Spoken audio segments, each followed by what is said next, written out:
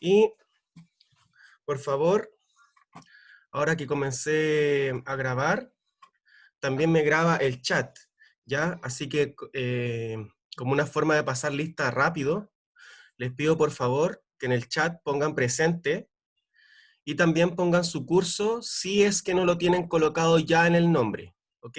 Por favor.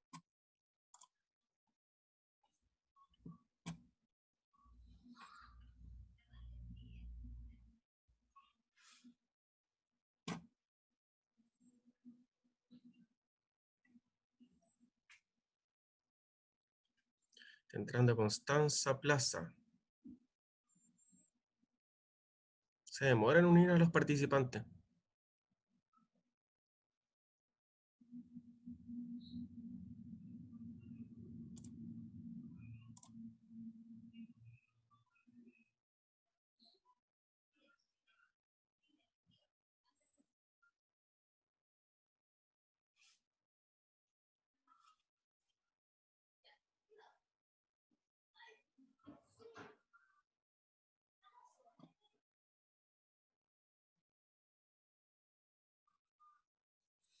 Ya.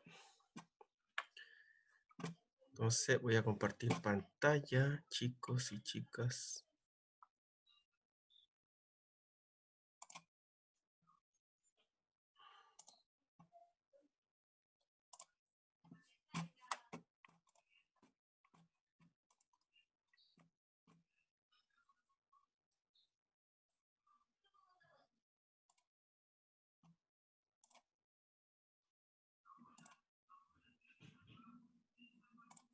Ya, a los que vienen llegando, por favor les reitero que pongan, bueno, les doy la bienvenida, qué bueno que están acá. Y por favor pongan presente en el chat y su curso, si es que no lo tienen colocado en el nombre, para yo poder después revisar el chat y poder ver la asistencia. ¿Ya? Ya, entonces vamos a dar comienzo a nuestra clase de reforzamiento de disoluciones químicas y propiedades coligativas. ¿Ya? Y vamos a partir con lo más elemental, o sea,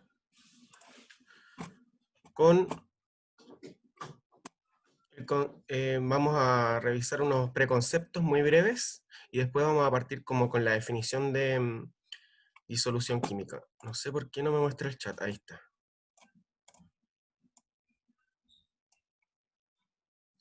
Lo voy a minimizar. Ya ahí está.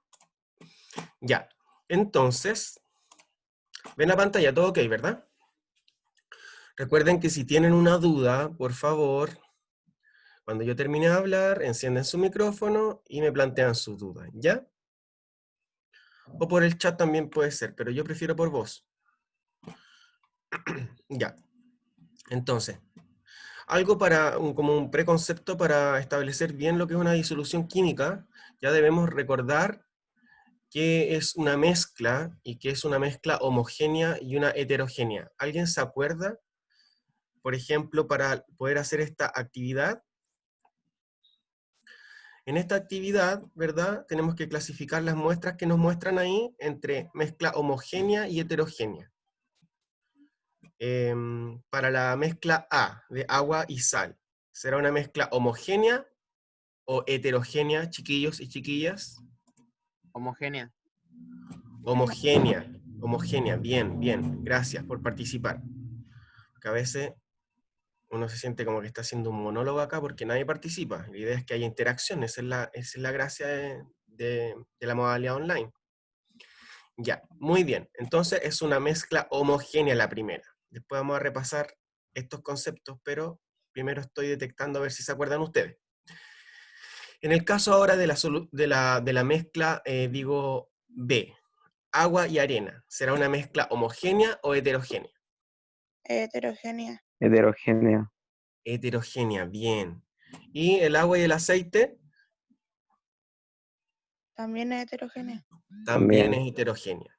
Ya, entonces hay diferencias fundamentales, ¿verdad?, entre mezcla homogénea y heterogénea. De partida, una mezcla, ¿verdad?, es una combinación de sustancias que no reaccionan químicamente entre sí, ¿ya? O sea, todos los componentes de una mezcla ya sea homogénea o heterogénea, están juntos, ¿verdad? Pero no se va a producir reacción química, vale decir, no van a, no van a colisionar entre sí y formar nuevos productos, ¿ya? No hay reacción química, eso es algo fundamental para entender el concepto de mezcla.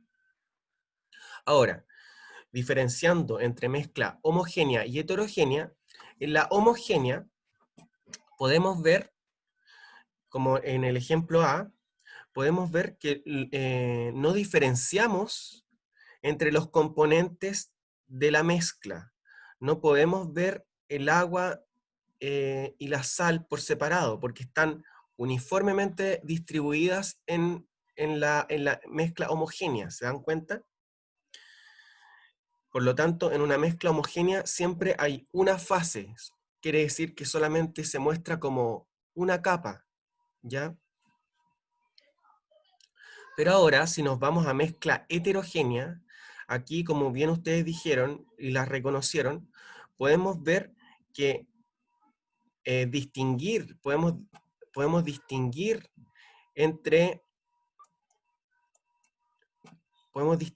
los distintos componentes de la mezcla heterogénea.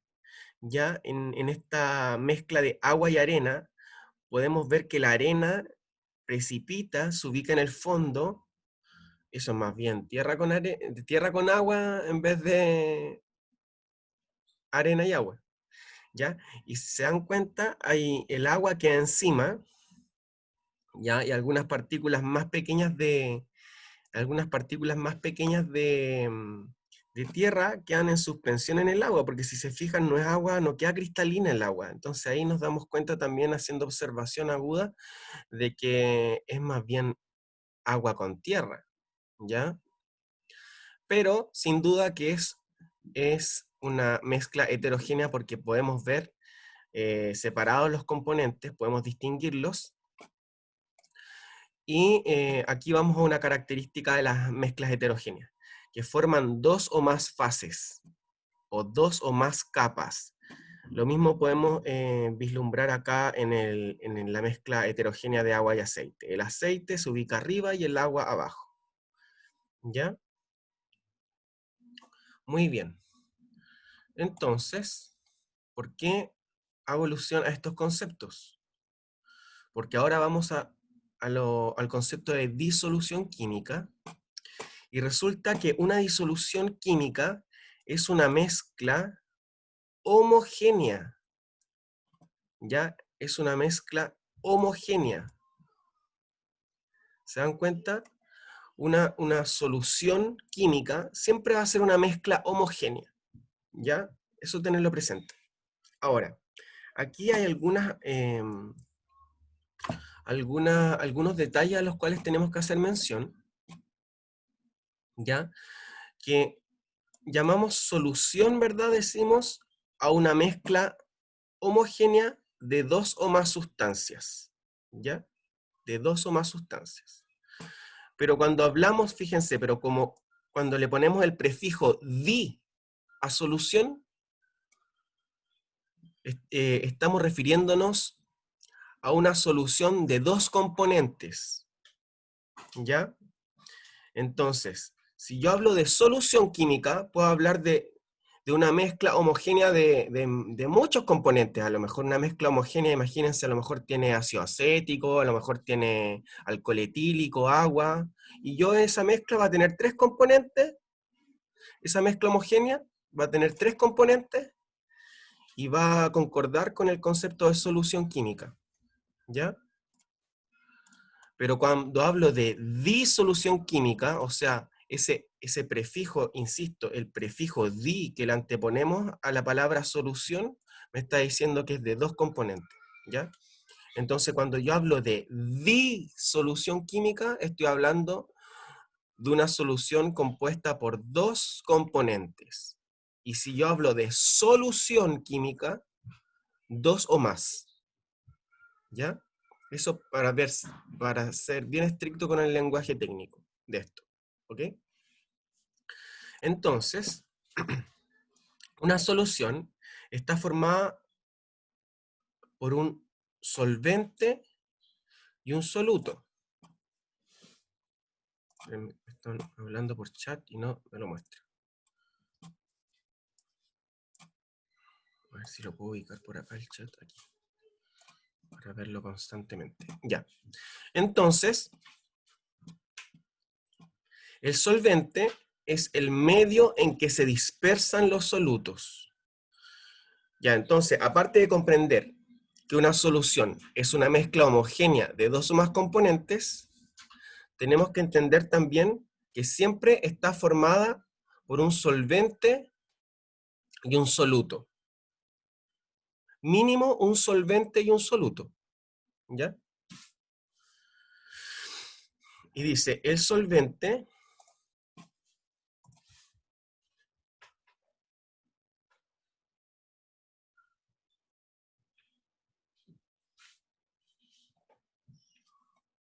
me salen varias Fran Bustos que quieren entrar. Las voy a admitir, pero quiero que se pongan sus nombres reales. ¿Ya?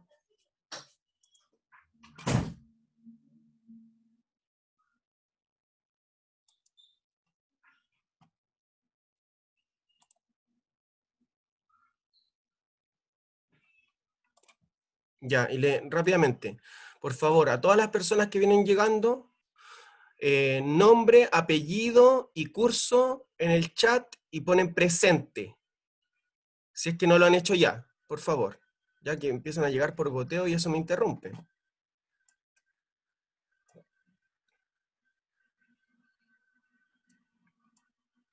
Profe, sorry, lo que pasa es que tenía mal internet en el computador y me tuve que meter por el celular. Por eso me metí de nuevo. Ya, sí, supuse que Ya había había un puesto problema. presente, eso sí. Sí. Ya, ya, ok. ¿Hablo con Fran? Sí. Ya, Fran, gracias. Ya. Ya, entonces, como veníamos diciendo, las o mejor dicho, las soluciones, para hablar en general, las soluciones son mezclas homogéneas de dos o más sustancias, pero la llamamos disolución cuando se compone de dos partes. Entonces, fundamental, repitiendo de nuevo esto, están conformadas mínimo por un solvente y un soluto, y el solvente es el medio en que se dispersan los solutos, ¿verdad? Me equivoqué, ahí. Generalmente se denomina solvente al componente que se encuentra en mayor cantidad y soluto a las sustancias restantes, las cuales se hallan en menor proporción. Generalmente nosotros tenemos la idea preconcebida de que el soluto es es la parte sólida de la disolución y el solvente es la parte líquida de esta. Pero como recordaremos, también hay disoluciones que están formadas por gases, por sólidos, ya que soluto y solvente son sólidos, que son gases, ya entonces no tenemos que limitarnos a esa preconcepción que tenemos, sino que pensar solamente que solvente es la sustancia que está en mayor proporción y soluto la que está en menor proporción, ¿ok? Para que quede bien claro.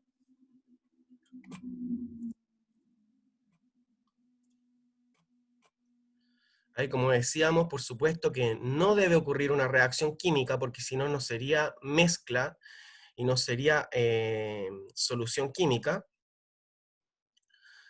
Y recordar siempre, ¿verdad?, que esta mezcla es una mezcla homogénea. Y aquí, como les decía antes, tenemos distintos tipos de disoluciones químicas, tanto gaseosas, líquidas y sólidas. Tenemos algunas donde solvente y soluto es son gases, quiero decir, donde el solvente es gas y el soluto es líquido. Y como pueden ver ahí también, donde el solvente es gas y el soluto es sólido. Y asimismo, con la clasificación que hacemos de disoluciones líquidas, ¿verdad? Tenemos respectivamente solvente y soluto, líquido y gas, líquido líquido, líquido sólido. Y en la clasificación de disoluciones sólidas tenemos sólido gas, sólido líquido, sólido sólido, ¿ya? En lo que respecta a solvente y soluto, cada uno, ¿ya?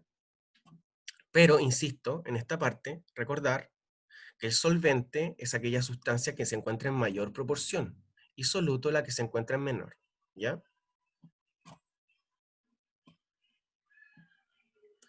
No se preocupe, Milovan, si aquí estamos para servirlos a ustedes, así que me alegro que hayan podido entrar y que no haya tenido mayor inconveniente. Ya.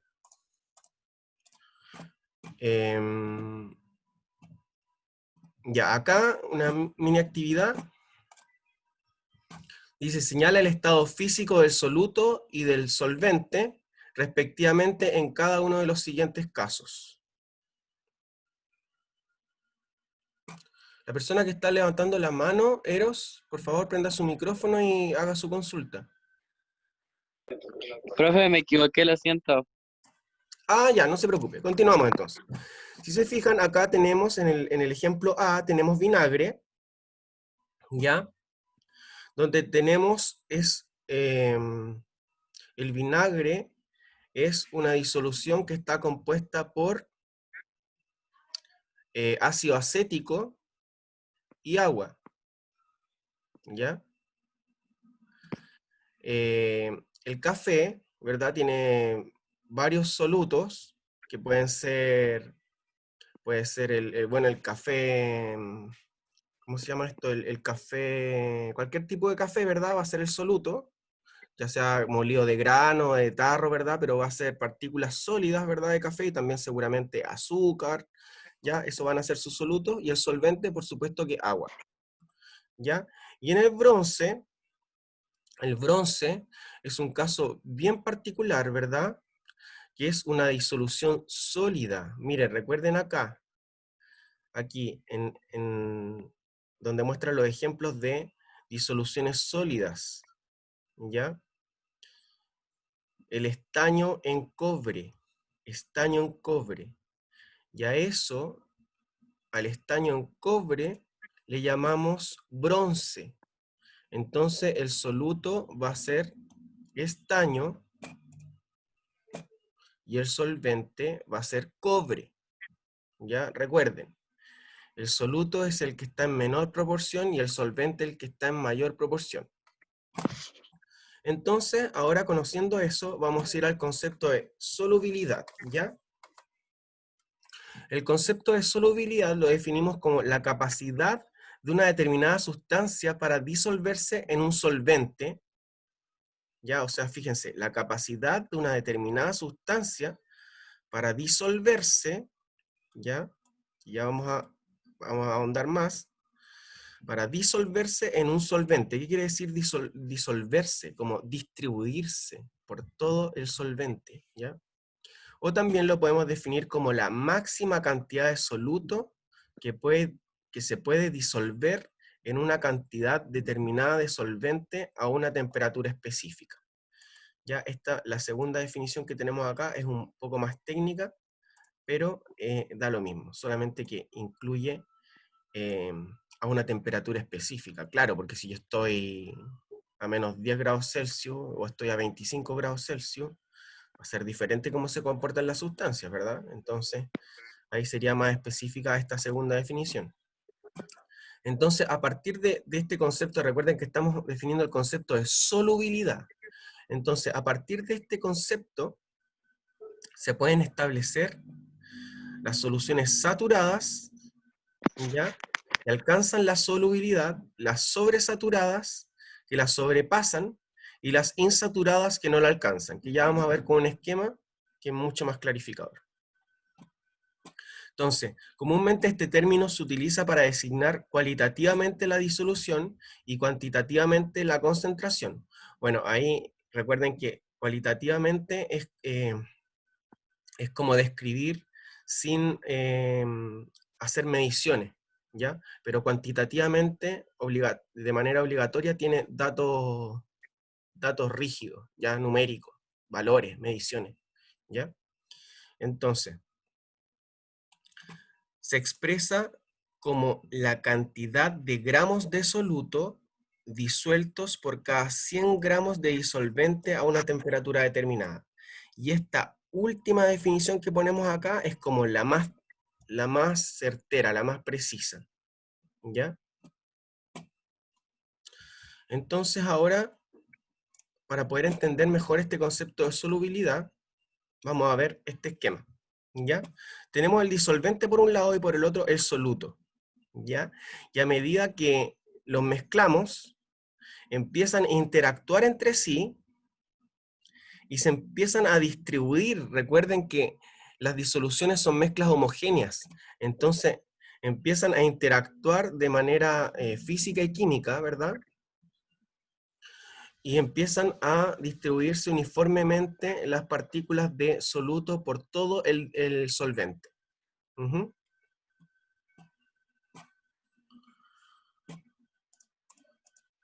Y acá tenemos la misma clase de ejemplo, pero haciendo mención a las interacciones eléctricas, porque esa interacción que veíamos antes no se da sin ninguna razón, sino que hay interacciones eléctricas, ¿verdad?, de las moléculas, también hay colisiones de las moléculas, ya sean colisiones entre moléculas de soluto, entre moléculas de soluto y solvente, de solvente y solvente, ahí todo se está moviendo, en nuestro universo todo se mueve, no hay nada estático en nuestro universo, ¿ya? Entonces, volviendo al ejemplo del sal en agua, ustedes acuérdense que las moléculas de agua tienen carga eléctrica, ¿ya? Tiene un polo positivo y otro negativo. Entonces, la molécula de sal, la sal común, la sal de mesa que ocupamos para salar los alimentos, se llama cloruro de sodio, ¿verdad? Y esta cuando está en disolución con agua, se disocia y quedan los cationes sodio y los aniones cloro con sus respectivas cargas, sodio positivo, cloro negativo, y empiezan a interactuar, fíjense, acá el ion sodio actúa con la parte, como es positivo, actúa con la parte negativa de la molécula, que es el extremo donde está el oxígeno, y el anión cloro empieza a interactuar con la parte positiva de la molécula de agua, que es más bien la parte donde están sus hidrógenos. ¿Se dan cuenta?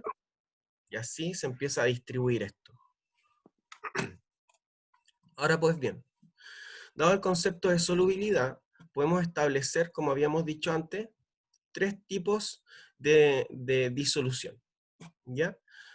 Una es la llamada insaturada, donde este tipo de solución no alcanza el máximo de solubilidad. Si se fijan, acá tenemos señalados con pelotitas verdes, ¿verdad? El soluto y el disolvente señalado como con esa área que lo envuelve, ¿verdad?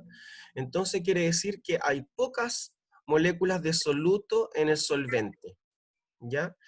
Y así se establece esta disolución insaturada, que no alcanza a llegar a su máxima solubilidad, ¿ya? Luego, como es lógico, si echamos más soluto, ¿ya? Si se fijan acá en el esquema ahora hay más soluto, y hablamos de solución saturada, porque esta sí alcanza su punto de solubilidad máximo, ¿ya? Y finalmente, si seguimos echando soluto, como sobrepasa su punto de solubilidad, su capacidad de solubilidad, va a haber parte de ese soluto que no tiene cabida, no tiene cupo para interactuar con las moléculas de solvente, que en este caso es agua, ¿ya? No tiene cabida, no alcanza, porque están todas ocupadas, por decirlo así. Y ese soluto que no alcanza a interactuar con las moléculas de solvente va a precipitar, va a caer, ¿ya? Y a eso le llamamos una disolución sobresaturada. es como, para los que nos gusta el azúcar, le echamos un montón de azúcar al té o a la leche, y nos damos cuenta que no toda puede disolverse, que al final encontramos por más que lo revolvimos, encontramos un montón de azúcar en el fondo, ¿ya? Y eso, bueno, igual nos comemos ese azúcar, pero a eso me refiero con una disolución sobresaturada. ¿Se entiende? ¿Dudas hasta acá, jóvenes? Todo bien. Yo entendí. Está bien. Súper. Continuamos entonces. Ahora, hay algunos factores que alteran la solubilidad, ¿ya? Entonces, estos tienen que ver, por ejemplo, con la naturaleza y el soluto y el solvente. Como nosotros veíamos un ejemplo donde agua era el solvente, bueno, y es el solvente como por excelencia, ¿ya? Porque en realidad toda la vida en la Tierra se establece en base a soluciones acuosas, ya nuestro cuerpo es, ustedes sabrán, entre 65 y 70% de agua, y todas las reacciones que ocurren en nuestras células, etcétera, son en solución acuosa, ¿ya? Entonces, el agua como solvente ha tenido un papel fundamental en nuestro planeta, ¿ya? Por las temperaturas de nuestro planeta también, donde podemos encontrar agua líquida, ¿ya? En otros planetas el agua está congelada o está gaseosa, ¿ya? Entonces, nosotros, volviendo al eje principal, nosotros veíamos el ejemplo de la molécula de agua que era polar, que tiene un polo positivo y un polo negativo eléctrico, ¿verdad?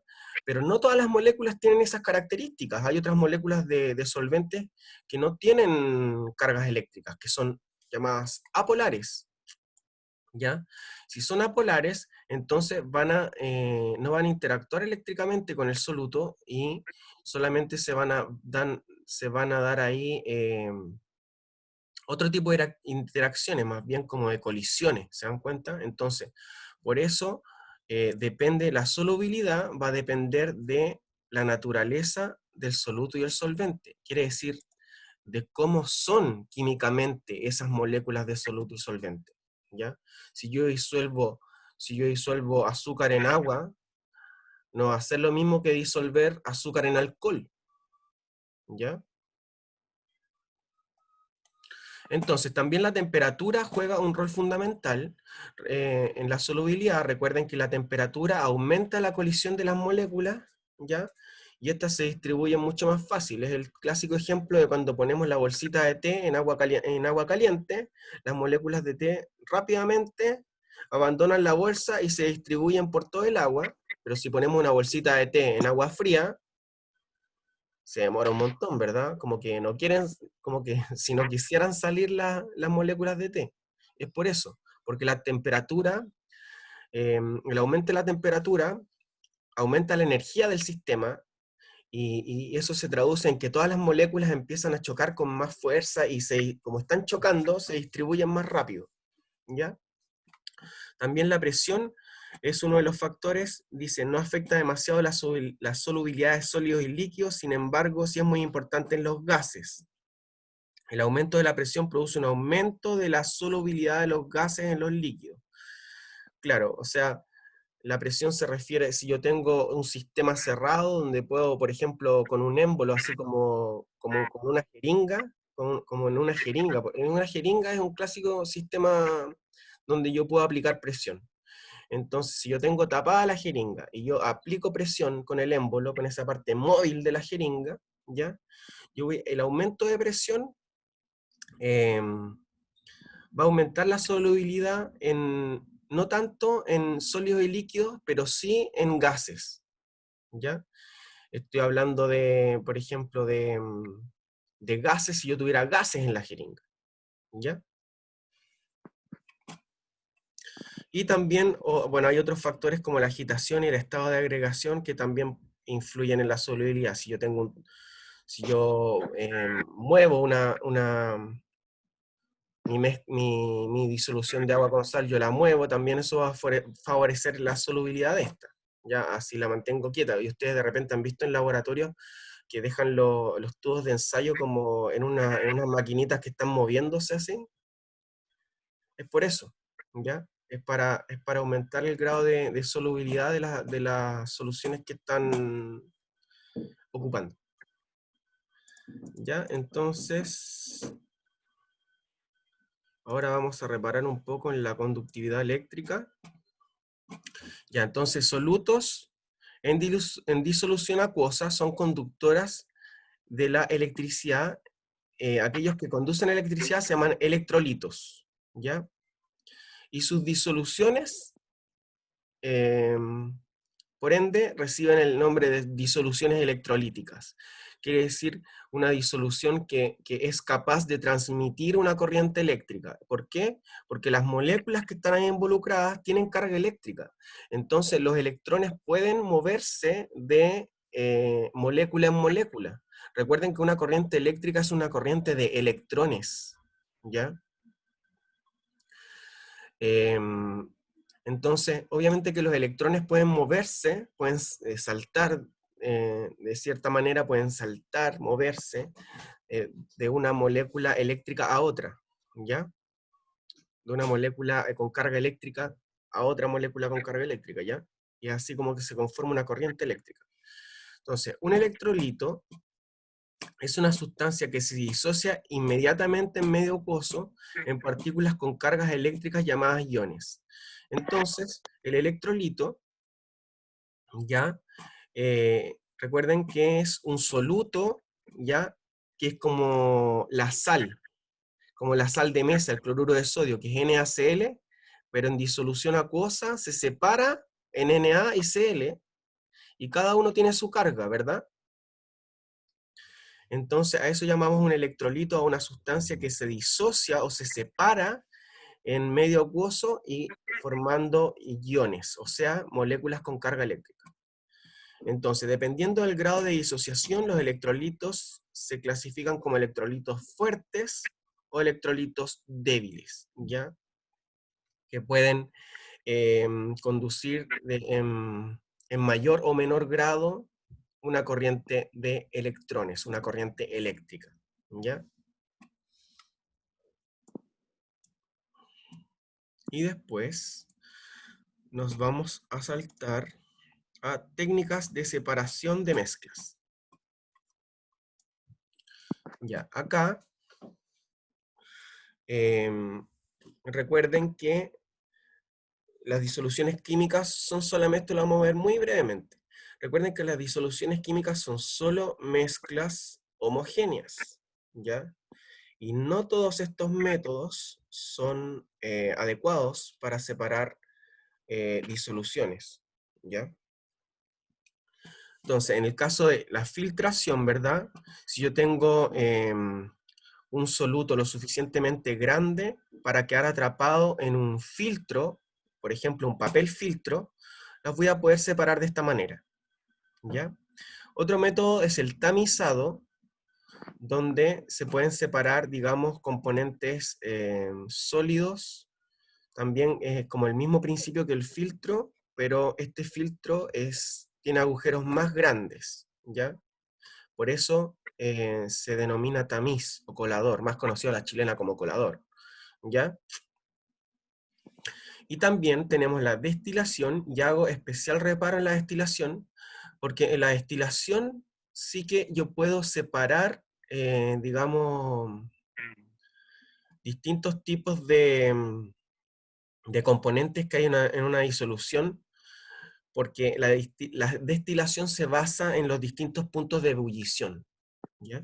Entonces, si yo tengo un montaje experimental como este, si se fijan acá hay un matraz que está colocado encima de un mechero, y yo caliento esta sustancia, ¿ya? Y por ejemplo, supongamos, había una pregunta que yo les había hecho antes en una guía, decía que salió un montaje parecido a este, ¿verdad? Y salió una disolución de agua con sal, me parece. Entonces, claro, si yo tengo una disolución de agua con sal, acá se va a empezar a evaporar el agua, ¿verdad? Y como este montaje experimental, fíjense, está tapado arriba y está conectado con otro recipiente, entonces, claro, esa agua evaporada se va a mover, ¿verdad? Se va a mover y va a llegar al otro recipiente, y en el recipiente original va a quedar solo la sal. Sí, yo estoy hablando de un ejemplo de agua, de una disolución de agua con sal. Pero podríamos tener otra disolución, por ejemplo, agua con alcohol, ¿ya? Em, También yo las podría separar, ¿ya? Porque la que se evapora primero, en ese caso, que sería alcohol, sería la que migraría a al otro recipiente, y en el recipiente original tendría solo agua, ¿ya? Entonces, lo que me importa a mí es que tengamos claridad de algunos métodos de separación de mezclas también. Hay algunos más importantes que otros, claro. Entonces, bueno, la cromatografía es un sistema que se ocupa en laboratorio, y básicamente es como yo coloco un papel absorbente, un papel especial, y las moléculas se mueven por ese papel de manera diferente. Ustedes se han dado cuenta que la toalla Nova como que absorbe los líquidos, ¿verdad? Si ponemos una gotita y una puntita de toalla Nova, así como si el agua como que se moviera muy claramente hacia la toalla Nova, ¿verdad? Ya, entonces lo mismo pasa con este papel filtro, o sea, con este papel de cromatografía, con este papel especial. Entonces las moléculas se empiezan a mover de diferente manera por el papel. Hay algunas que se mueven más, otras que se mueven menos. Entonces ahí yo puedo separarlas también, ¿ya? O reconocerlas incluso. También tenemos la cristalización, ¿verdad? Que si yo logro que una sustancia se cristalice antes que la otra, ¿verdad? Voy a poder separarlas. Y finalmente tengo la decantación, que como su nombre lo dice, hay sustancias que decantan o que se posicionan. Ojo, que acá estoy en presencia de una mezcla heterogénea. Si se fijan, hay dos fases. Eso podría ser agua con aceite. Ahí ya no es disolución lo que podríamos separar. Entonces, en este caso, la decantación me serviría para separar esta mezcla heterogénea, ¿ya? De aquella que se coloca por debajo, que decanta. ¿Por qué? Porque mi montaje experimental es de esa manera. Pues, y acá abajo, fíjense, yo tengo una llavecita que yo puedo abrir y puedo sacar la sustancia que se coloca abajo. Ya, y eso con respecto a disoluciones, jóvenes. ¿Alguna duda o consulta? ¿Hasta acá? No, profe. Ya, entonces ahora vamos a pasar a propiedades coligativas. Déjenme compartir pantalla.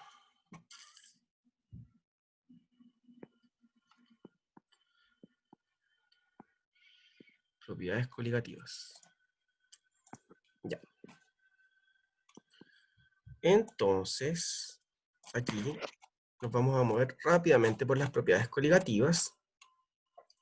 Ya, recuerden que las propiedades coligativas son aquellas propiedades de las soluciones químicas que solo dependen de la concentración del soluto y no de la naturaleza química de sus moléculas. Cuando uno habla en ciencias de la naturaleza de algo, uno habla de su estructura química.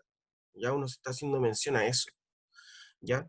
Entonces, la característica como fundamental de las disoluciones químicas es que no dependen del tipo de soluto ni el tipo de solvente, sino que dependen de la concentración del soluto de la disolución, ¿ya?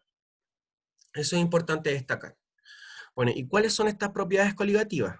Como habíamos visto antes, son el descenso de la presión de vapor del disolvente, el aumento del punto de ebullición, ¿ya? Que también se llama elevación ebulloscópica, la disminución del punto de congelación o descenso crioscópico, y la presión osmótica, ¿ya? Y ya vamos a ver cada uno de ellos. Entonces, primero, puntualizar cuál es, porque dijimos que la primera, fíjense, la primera es el descenso de la presión de vapor del disolvente. Entonces, para entender esto, para entender que desciende la presión de vapor de un disolvente, tenemos que ver primero qué es la presión de vapor. Entonces, cuando tenemos, por ejemplo, acá, como sale en el esquema, tenemos una disolución química en un sistema cerrado, fíjense, en un frasco podría ser esto, ¿ya?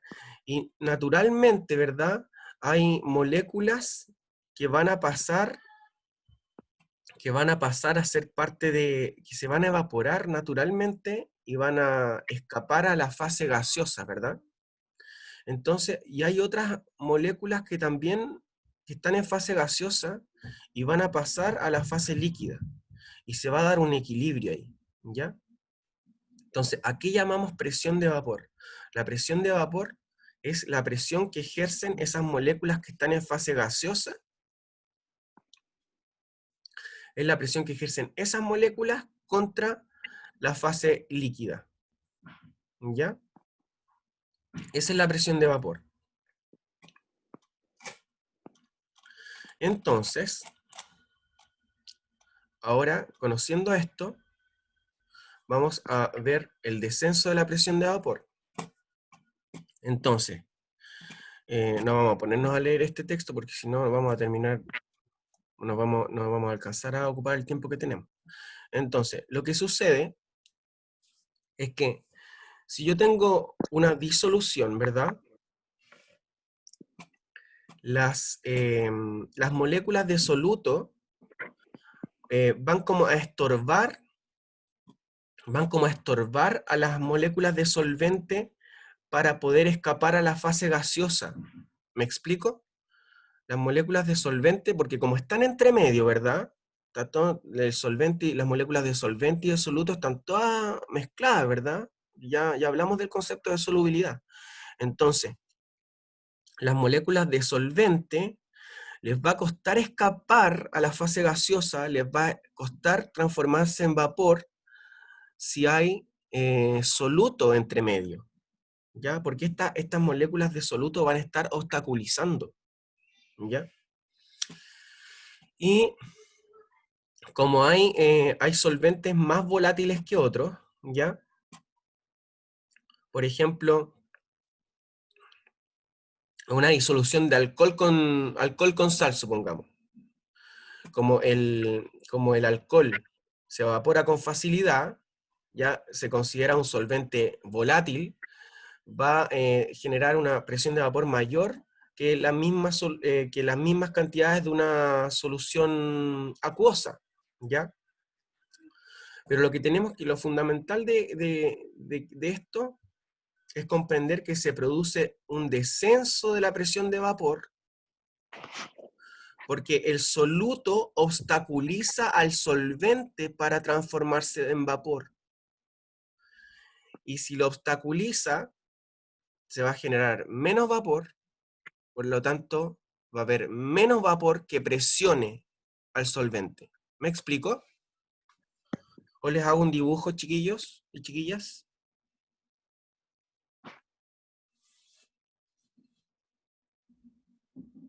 Estoy solo. Con dibujo, profe. Ya. Entonces vamos a compartir pantalla. Vamos a compartir pantalla al famoso Paint.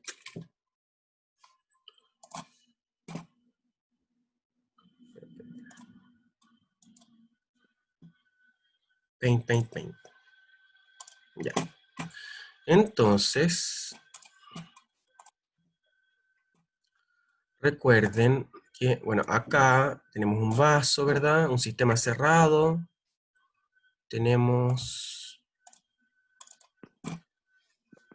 Acá tenemos una disolución. Y vamos a poner con azulito. Ahí me tapa el... Ahí. Aquí vamos a tener las moléculas de solvente, que puede ser agua.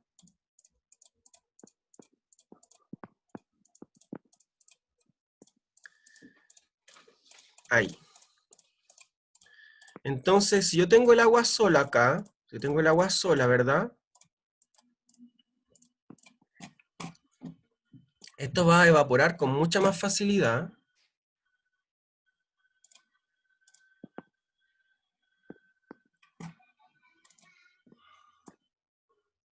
Le voy a bajar un poco porque me está molestando el control del zoom. Ya, ahí. Entonces, acá hay algunas... van a haber algunas moléculas de solvente que van a escapar a la fase gaseosa, como yo les decía, ¿verdad? Entonces van a estar acá también algunas moléculas en forma de vapor. Por supuesto que están más separadas porque son gas, ¿verdad? Sabemos que las moléculas de gas están mucho más separadas unas de las otras que las moléculas de un líquido. ¿Ya? Pero si ahora yo le agrego un solvente, perdón, un soluto, puede ser sal,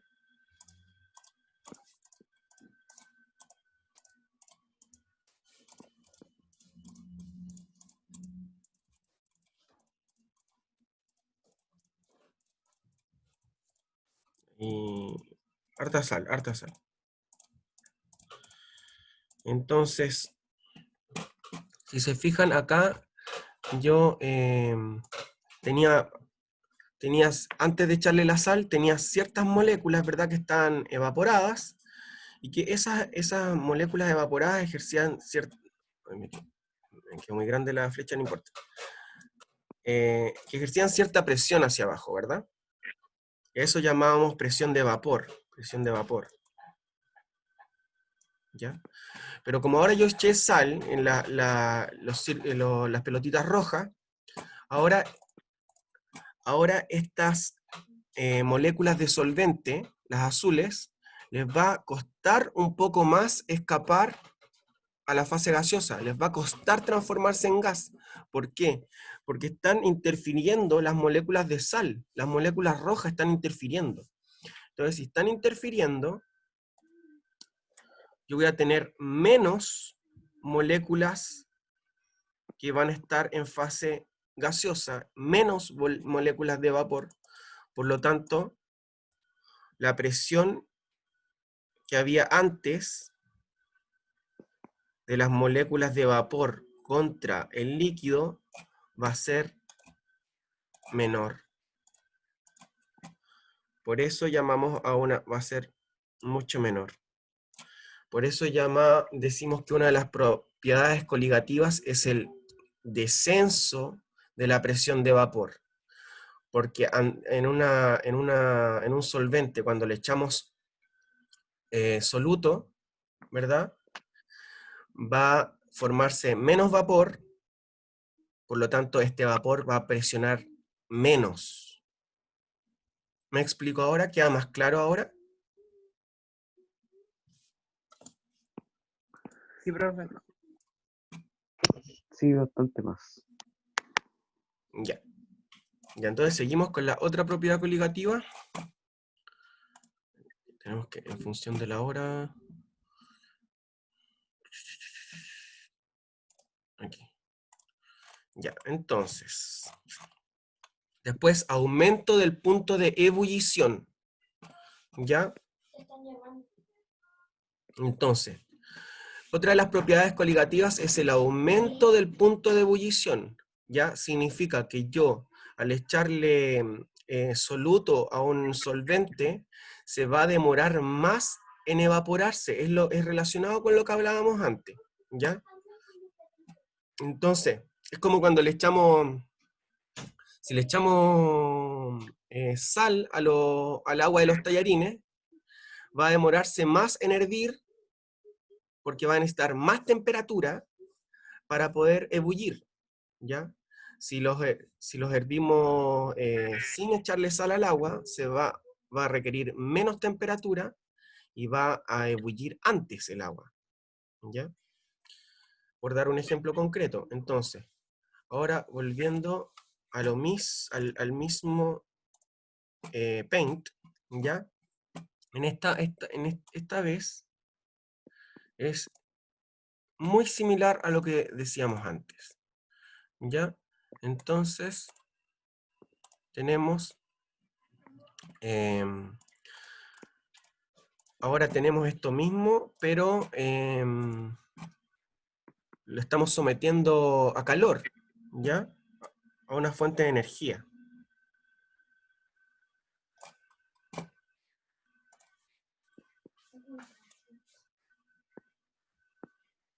Hijo, no te tiras de arriba mío, porque estoy en clase, mi amor. No me moleste, por favor. Ahora no.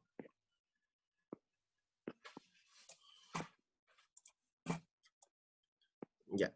Entonces, esto por supuesto que va a ebullir. ¿Ven el paint, verdad? ¿Ven el paint ahí, chicos? Sí. Sí, profe. Ya, entonces, fíjense, esto aquí van a colisionar, ¿verdad? Porque aumenta la temperatura, las colisiones aumentan, ¿verdad? Porque la energía de las moléculas aumentan y se va a empezar a, perdón, se va a empezar a, no es rojo, azul, ahí. Van a empezar a evaporar estas, ¿verdad? Pero si tiene ahora soluto, es lo mismo que pasaba antes. Estas moléculas de soluto van a obstaculizar aquellas moléculas de solvente para que se evaporen. Entonces les va a costar evaporarse. Como les va a costar evaporarse, yo voy a necesitar una temperatura mayor para que el solvente evapore. ¿Ya? Por eso se habla de un aumento en la temperatura de ebullición. Y esa es otra de las propiedades coligativas. ¿Se entiende? ¿Se entiende esta? Sí, es como lo que dijo es como lo que dijo cuando le echábamos agua, o sea, sal, agua de los tallarines, ¿o no? Exacto, exacto. Siempre, si yo tengo una disolución con mucho soluto, eso va a demorar en hervir, va a demorar en ebullir, ¿ya? Comparado con el solvente solo, ¿ya? Entonces, esa es otra de las propiedades coligativas, o sea, de esas propiedades que dependen de la concentración del soluto, ¿ya? Que va a hacer que la temperatura para que yo logre ebullir un solvente tenga que aumentar. Tiene que aumentar, porque ahora necesito mucha más energía para poder hacer que ese solvente se evapore, porque están las moléculas de soluto obstaculizando ahí. ¿Sí? Ya, entonces ahora vamos a la siguiente propiedad. Los ejercicios espero dejarlos bien claros cuando volvamos a clases, porque no estamos, espero que volvamos este año, porque no alcanzo, igual esta materia es compleja y tenemos poco tiempo de clase. Ya, entonces ahora también se habla de el descenso del punto de congelación. Es la tercera propiedad coligativa que estamos viendo. Y tiene que ver con el... Sí, está difícil la cuarentena. Tiene que ver, volviendo a la tercera propiedad, que es el descenso del punto de congelación, tiene un razonamiento similar al que estábamos viendo acá. En esta ocasión,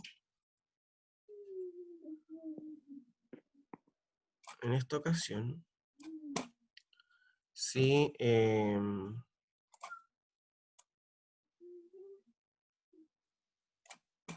esta ocasión yo estoy con algún sistema, este sistema se está enfriando. Puede ser en el refrigerador o puede ser en el medio ambiente, pero la temperatura está descendiendo. Y si la temperatura está descendiendo, ¿verdad? Sabemos que las sustancias se congelan, ¿sí o no?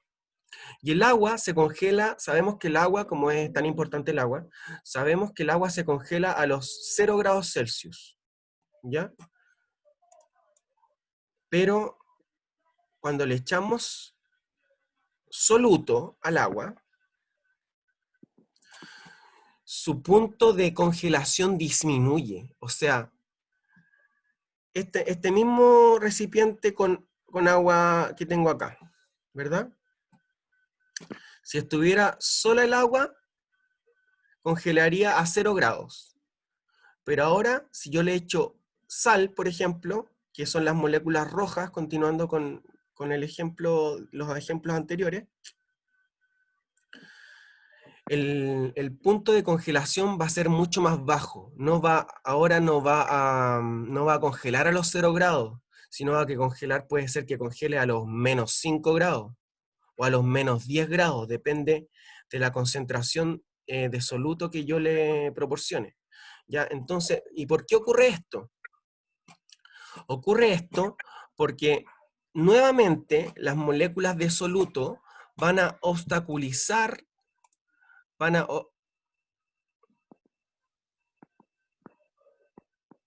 obstaculizar a las moléculas de solvente para que esto se...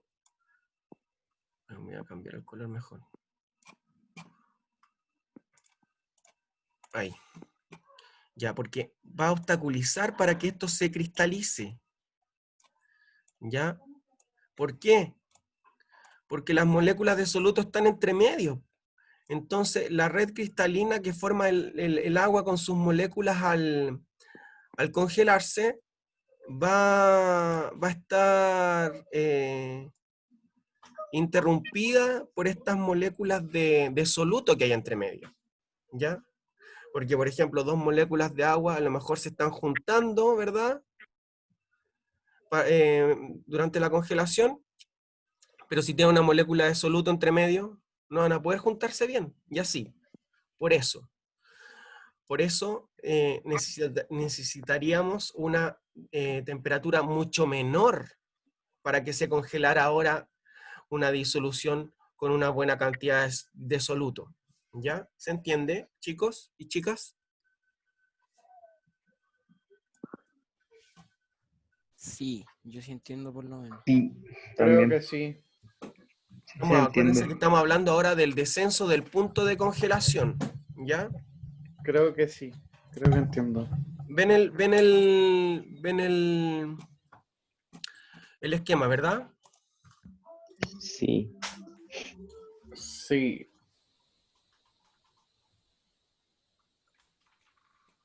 Ya, ahora vamos a borrar y vamos a pasar a la cuarta propiedad coligativa. Bueno, y eso yo les decía que estábamos viendo el descenso del punto de congelación y por eso se le echa etinilglicol, que es un soluto especial a los radiadores de los autos en países donde nieva y en países muy fríos, porque así no se congela el agua del auto, el agua que necesita el auto para funcionar también, ¿ya? También se le echa sal a la nieve en las carreteras, en esos países muy fríos, porque la sal se empieza a meter en la nieve, ¿verdad? Porque está la nieve suelta, no es una capa de hielo así, porque igual se empieza a mezclar la sal con la nieve, ¿verdad? Con el hielo, y provoca un descenso en su temperatura de congelación. Entonces, esa nieve se licúa, se vuelve agua, y si cae más nieve también le ocurre lo mismo, ¿ya?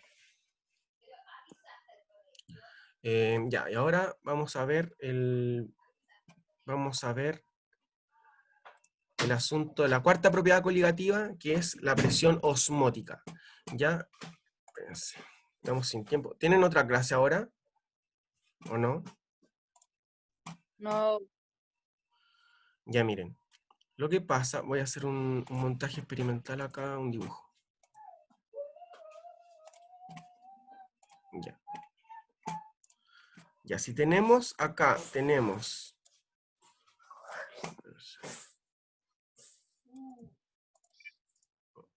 Con negro mejor. Ahí, tenemos un montaje experimental de esta manera. Es como dos vasos comunicantes o un tubo en U. ¿Ya? Y acá al medio, fíjense, acá al medio tenemos una membrana semipermeable. La osmosis es un fenómeno, ¿ya? Donde, para que lo recordemos y lo entendamos de manera simple, es que el agua va hacia donde está la mayor concentración de soluto, ¿ya? El agua naturalmente va a ir, se va a mover, se va a dirigir hacia donde hay mayor concentración de soluto. Y cuando tenemos una membrana semipermeable, o sea, una membrana que deja pasar algunas moléculas, como el agua, que deja pasar el agua, vamos a tener este fenómeno de osmosis. Entonces, repito, la osmosis es el fenómeno por el cual el agua se mueve hacia donde hay mayor concentración de soluto, siempre a través de una membrana semipermeable. Si no está esta membrana semipermeable, no podemos hablar de osmosis, ¿ok? Entonces, en este montaje experimental que yo les coloqué acá, un tubo con forma de U, y que en medio tiene una membrana semipermeable, ¿verdad? Y yo tengo acá dos soluciones separadas por esta membrana semipermeable, y vamos a poner acá rápidamente la concentración de soluto. Vamos a colocar harto soluto acá, y en esta vamos a poner menos soluto. Entonces, ¿qué creen que ustedes que va a pasar acá? Por micrófono, por favor.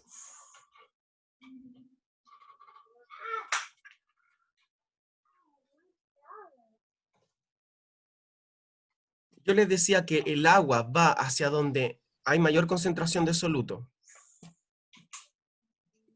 ¿Hacia dónde va a ir el agua? ¿Hacia allá o hacia acá? Hacia la Hacia derecha. La derecha, tubo hacia la 1 derecha. o el 2. Hacia El el 2. 2, ¿verdad? Hacia el El 2. 2. ¿Verdad? Exacto. Entonces, aquí el agua va a movilizarse hacia allá. ¿Por qué? Porque en el tubo 2 hay mayor concentración de soluto. ¿Ya? ¿Y qué va a ocurrir acá? Va a ocurrir que esto va a aumentar su nivel. Va a aumentar su nivel. Y acá, por supuesto, que va a disminuir. Va a disminuir. ¿Ya? Entonces, si se fijan acá, va a haber una diferencia en altura. ¿Ya? Entonces, aquí, ¿qué va a ocurrir? Va a entrar agua hacia donde hay más concentración de soluto hasta que se restablezca un equilibrio. Hasta que ya después entre y salga agua de manera equilibrada porque ya se produjo un equilibrio. Ya no haya más movilización de agua. Hasta ese punto de equilibrio va a suceder la entrada de agua. Y como les decía yo, va a haber una diferencia de altura entre ambos tubos, ¿ya?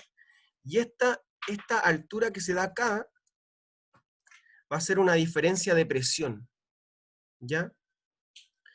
Y esa presión va a ser llamada presión osmótica, porque es la presión que se necesita para que se logre un equilibrio en la entrada de agua a esa solución que tenía mucho soluto. Cuando se detiene la entrada de agua, ¿ya? Ahí eso sucedió por la presión osmótica, ¿ya?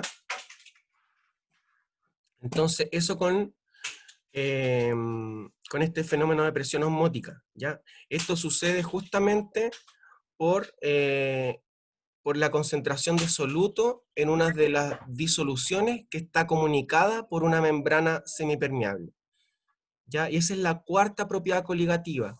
Y es súper importante en los seres vivos, porque los seres vivos están todo el rato haciendo esto para lograr el equilibrio en sus líquidos corporales intra y extracelulares, ¿ya? Entonces, repito, la presión osmótica, ¿ya? Se logra gracias a que hay más soluto en una de las disoluciones conectadas por la membrana semipermeable, y la presión osmótica es la presión que se va a necesitar para que se llegue al equilibrio, para que ya no entre más agua. ¿Se entiende, chicos y chicas? Sí, profe, sí se entiende. Entonces, esta es la presión Sí, osmótica. profe. Esta vamos a colocar acá. Esta, aquí.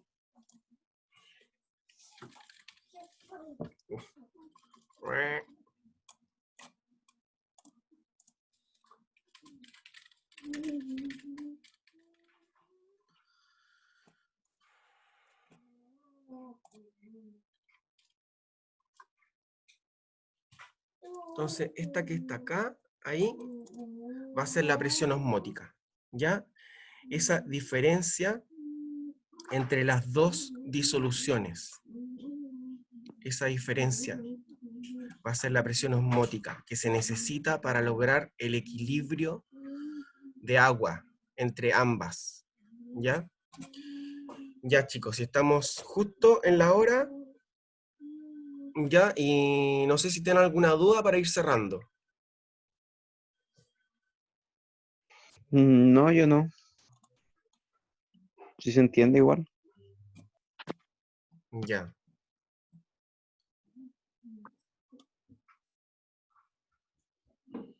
Yo lo entendí. Yo sí lo entendí. ¿Sí? ¿Entendieron? Sí, profe. Sí, Ya. sí se entiende. Ya, en todo caso, miren, esto era para que tuvieran una idea buena y bien establecida de los conceptos, ¿ya? Porque primero se tienen que afianzar los conceptos, si después queremos manejar las variables y hacer problemas matemáticos de esto, etc. Pero lo importante, y lo que también les sirve para la vía común, es el concepto, ¿ya? Entonces, la evaluación que fue liberada esta semana es muy sencilla, ¿ya? Pero me interesa que tengan bien claro, como les digo, los conceptos principales, ¿ya? Bueno, cualquier duda que tengan, por supuesto, me escriben al correo, ¿ya? No duden en hacer eso, ¿ya? Y entonces, ¿no hay dudas ahora? El lunes va a haber clase nuevamente, ¿no? Sí, sí. ¿Va a Ah, pasar ya. la otra guía? Podemos... No, porque está la guía de la evaluación que fue liberada esta semana y no hay material nuevo aún. Así que Entonces la que entregaron esta semana es la evaluación. sí, Ah, ya, buenardo. sí. Y que la hice súper simplificada, ¿ya?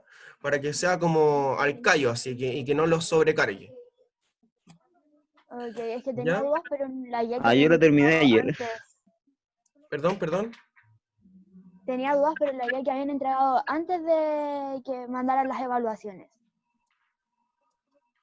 La guía que estamos revisando ahora, No, mandó una después de esa, que no me recuerdo bien el nombre. la guía de disoluciones. No, era de... ¿Cómo se llama? Se me olvidó el nombre. ¿Con quién hablo? Con Sara.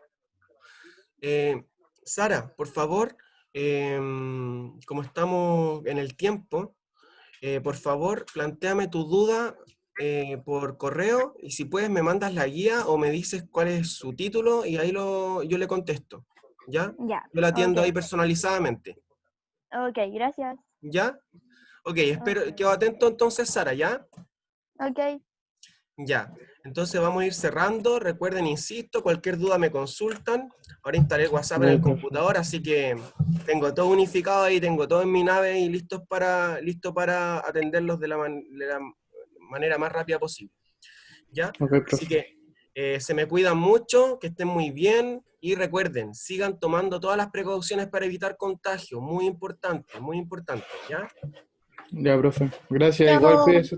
Cuídese usted igual. Ya, Cuídese, profe. profe, a gracias a mimir. ustedes también, Chao. cuídense. Chao, chao, que estén Chao. bien. Chau, chau. Chao. Chao, profe. Chao, Chao, profe, que esté bien. chao, No, chao, vos no. igual. ¿Qué estás haciendo? Chao.